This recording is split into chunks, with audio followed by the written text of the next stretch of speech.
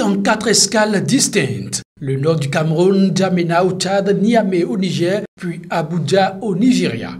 En mission dans ces pays, la délégation du Conseil de sécurité de l'ONU, conduite par le Royaume-Uni, la France et le Sénégal, a tenu à attirer l'attention sur la crise humanitaire sans précédent qui menace cette région du lac Tchad, abritant des centaines de milliers de réfugiés ayant fui les djihadistes de Boko Haram. La région du lac Tchad n'avait pas eu, au cours de l'histoire récente, l'attention qu'elle méritait. Et nous voulions, avec mes collègues et amis, réparer cette erreur qui était une injustice en faisant venir pour la première fois le Conseil de sécurité dans son ensemble, visiter les pays de la région et visiter notamment le Niger. Au Niger, c'est le chef du gouvernement, Mahamadou Issoufou en personne, qui a reçu la délégation. Pénurie de nourriture, conditions de vie précaires, il est désormais question d'œuvrer en synergie d'action pour le mieux-être de ces déplacés de plus en plus désemparés. Nous avons essayé de mettre la lumière sur la crise oubliée du bassin du lac Tchad. Deuxièmement, nous allons encourager la communauté internationale menée par les Nations Unies de mieux répondre à ces crises. Et troisièmement, nous essayons d'encourager les gouvernements de la région de renforcer leurs efforts pour mieux protéger les peuples. Pour y parvenir, les Nations Unies cherchent à mobiliser pour la région du lac Tchad au titre de l'année en cours 1,5 milliard de dollars, dont près de la moitié pour le nord-est du Nigeria, où 5,1 millions de personnes manquent de nourriture. Mais déjà, 14 pays ont promis un apport financier de 672 millions de dollars.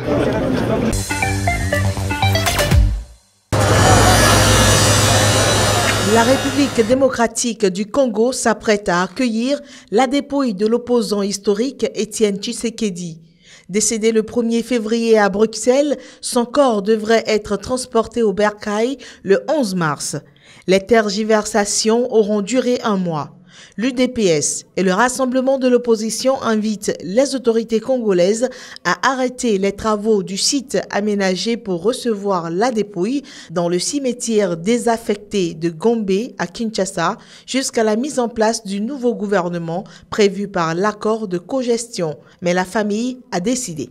Il faut, avec les autorités de la place, trouver un modus vivendi. Et celui-ci, c'est lequel? C'est simplement d'obtenir une autorisation pour enterrer notre leader au siège même du parti, en attendant des jours meilleurs, je veux dire, où on pourra lui ériger un mausolée digne de lui, digne de sa carrière politique.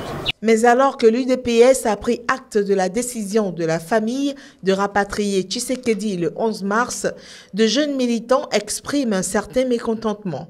Les manifestants ont demandé à Félix Tshisekedi, le fils du vieil opposant, d'annuler ce programme de rapatriement de la dépouille avant la conclusion de l'accord politique menaçant de perturber les funérailles. Ils estiment que le rapatriement de la dépouille n'est pas une urgence.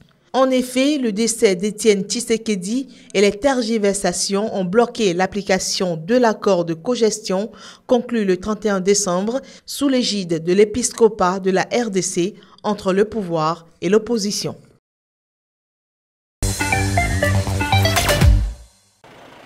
Au Sénégal, des ennuis judiciaires commencent pour le maire de Dakar. Khalifa Sall est dans une tourmente concernant la gestion des fonds de la caisse d'avance de sa municipalité. Il s'agit, selon des observateurs, d'un fonds qui existe depuis l'indépendance et mis à la disposition du maire pour servir les populations. Suite à une enquête de l'Inspection générale d'État, Khalifa Sall a été auditionné les 21 et 22 février dernier par la division des investigations criminelles pour justifier l'utilisation de ces fonds d'un montant d'1,8 milliard de francs CFA.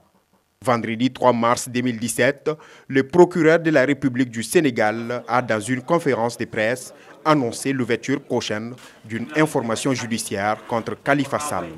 Je vais saisir dès la semaine prochaine le juge d'instruction sur le dossier de la mairie de Dakar pour des faits d'escroquerie portant sur les deniers publics, de détournement de deniers publics et de faux usage de faux en écriture. En réponse au procureur, le maire de Dakar a animé dimanche une conférence de presse pour réfuter les accusations portées à son encontre et dénoncer une cabale politique. Le processus qui nous est intenté est une démarche, une manœuvre infamante, ignominieuse, parce qu'il s'agit de détruire la réputation d'un homme. Il s'agit de salir l'honorabilité et la crédibilité d'une institution. Tout le monde sait que depuis 2009, dans cette ville, nous avons été les meilleurs partout dans notre gestion. Selon les observateurs, le maire de Dakar est perçu comme un potentiel candidat à la présidentielle de 2019. Cependant, le feuilleton judiciaire auquel il est impliqué est loin de connaître son épilogue. Le maire de Dakar est convoqué ce lundi 6 mars par le juge d'instruction. Dans le cadre de son projet d'électrification du continent africain et intitulé Akon illumine l'Afrique, l'artiste sénégalo-américain Akon est arrivé ce week-end en Gambie. Et pour la première fois, le village gambien de Saré-Paté, situé non loin de la capitale Banjul, a pu profiter de l'éclairage public. Il est maintenant temps pour nous de vraiment nous concentrer et je pense que si on se concentre et qu'on se donne 10 ans de concentration, de développement et d'unité, je vous garantis qu'on va y arriver.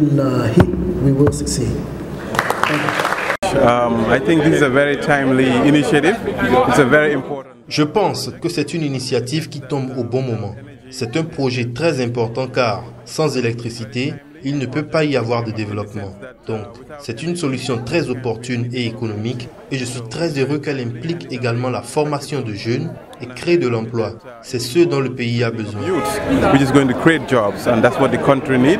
De son vrai nom Alioune Badara Thiam, Akon avait lancé en 2015 les bases d'un grand projet solaire visant à fournir de l'électricité à quelques 600 millions d'Africains.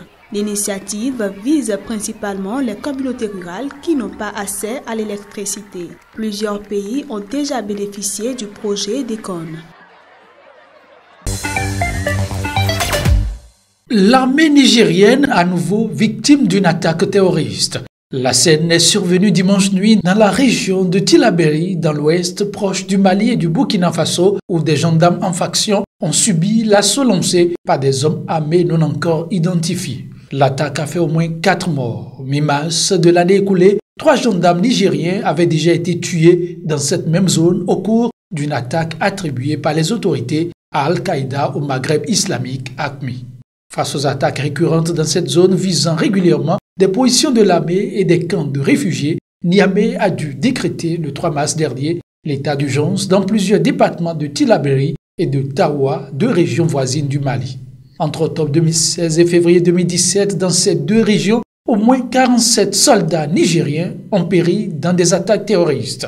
Écumées par des bandes armées terroristes, les zones nigériennes proches du Mali et du Burkina Faso sont considérées comme très dangereuses. En janvier, les 3 pays déjà durement touchés par ces attaques ont alors décidé de créer une force tripartite sur leurs frontières communes, en passe de devenir un sanctuaire de groupes terroristes et de criminels en tout genre. Le maire de Dakar, Khalifa Sall, accusé d'avoir détourné plus de 1,8 milliard de francs CFA des fonds publics destinés aux plus démunis, a répondu lundi à la convocation du doyen des juges. Après quelques minutes de tête-à-tête avec le juge d'instruction, l'audition a été renvoyée à ce mardi 7 mars 2017. À sa sortie, Khalifa Sall dénonce une magouille politique et promet d'apporter désormais une réponse politique. C'est moi qui demandais aux gens de ne pas répondre aux coups politiques. C'est moi qui retenais les gens. Désormais, je libère tout le monde. C'est un combat politique. On va se battre politiquement. Parce qu'il n'y a que cela qui vaille. Il faut qu'ils comprennent que les coups donnés seront rendus.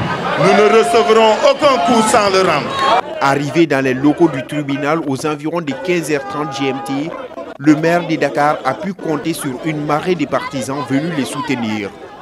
Les dissidents socialistes ont également reçu le soutien d'hommes et des partis politiques qui, dans un passé récent, étaient des adversaires, comme le Parti démocratique sénégalais de l'ex-président Abdoulaye Wade. Nous sommes venus soutenir notre frère parce que, comme vous le savez, il a été inquiété. On l'a convoqué aujourd'hui au niveau du juge d'instruction. Nous pensons quand même qu'il y a beaucoup trop de harcèlement politique au Sénégal. Tous les adversaires politiques sont pratiquement mis en prison. Les avocats de Khalifa Sall ont obtenu le report de 24 heures de l'audition du maire. Sauf bouleversement, elle doit avoir lieu ce mardi 7 avril 2017 à Dakar. Khalifa Sall, le maire de Dakar, n'est plus libre de ses mouvements. Soupçonné de détournement de deniers publics et d'escroquerie portant sur des fonds publics, il a été inculpé et écroué mardi soir en même temps que 2 responsables de la mairie à la suite d'auditions par la justice. Les faits se seraient déroulés entre 2011 et 2015. Selon la justice, 2,7 millions d'euros issus d'un fonds de l'État alloué à la mairie n'auraient pas été justifiés. Réagissant à ces accusations, l'un de ses avocats a indiqué que ces fonds auraient servi à aider les populations les plus démunies. Un autre, lui, a dénoncé une décision de justice arbitraire visant à affaiblir un adversaire de taille. Celui qui dirige la mairie de Dakar depuis 2009 est en effet considéré comme candidat potentiel à la présidentielle prochaine. Depuis le début de cette affaire, il dénonce une cabale de la majorité présidentielle. Autant d'arguments brandis mais qui n'ont pas convaincu le doyen des juges qui a décidé de placer le maire en détention. C'est la première fois que Khalifa Sall se retrouve derrière les barreaux.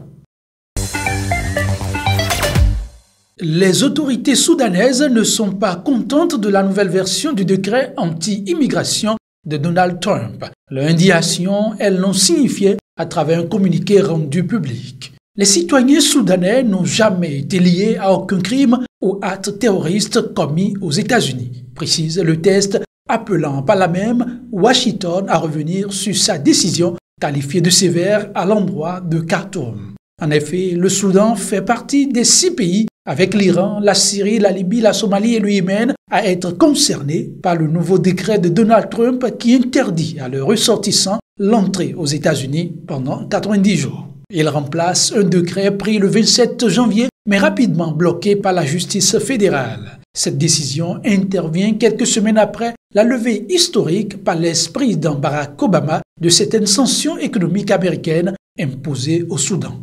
Avant l'allègement des dites sanctions le 13 janvier, le Soudan se trouvait depuis 1997 sous embargo commercial des États-Unis qui l'accusaient alors de soutenir des groupes islamistes armés. Le défunt fondateur et chef d'Al-Qaïda, Osama Ben Laden, a été basé dans la capitale soudanaise entre 1992 et 1996. Le pays reste donc listé par les États-Unis comme un pays soutenant le terrorisme. Le contrôleur général de la douane nigériane, le colonel à la retraite Hamid Ali, vient une fois encore créer la polémique suite à la prise de décision demandant expressément aux propriétaires de véhicules roulant entrés illégalement au Nigeria de se conformer à la loi avant le 2 avril prochain. Des instructions ont été données, comme le précise d'ailleurs la note de service, invitant les forces de l'ordre et la douane nigériane sur toute l'étendue du territoire de procéder au contrôle des véhicules. Dans les hautes sphères de la douane nigériane, la compréhension de la décision est simple. Aucun véhicule à vendre, quel que soit son état, ne doit plus entrer au Nigeria par voie terrestre. Par les ports, oui. Cette décision concerne tous les pays qui entourent le Nigeria. Et bien avant la prise de cette décision, beaucoup de véhicules sont entrés illégalement au Nigeria. Le Sénat nigérian, à l'issue d'une plénière tenue à Abuja dans la journée du mardi, pose son veto et demande au contrôleur général de la douane nigériane de surseoir à une telle décision. Mais le vice-président Yemi Osibanjo, qui doit surtout gérer le mécontentement grandissant de sa population en l'absence du président Muhammadu Buhari, est resté intransigeant sur sa décision. Quand le géant tremble, ce sont les voisins qui s'écroulent.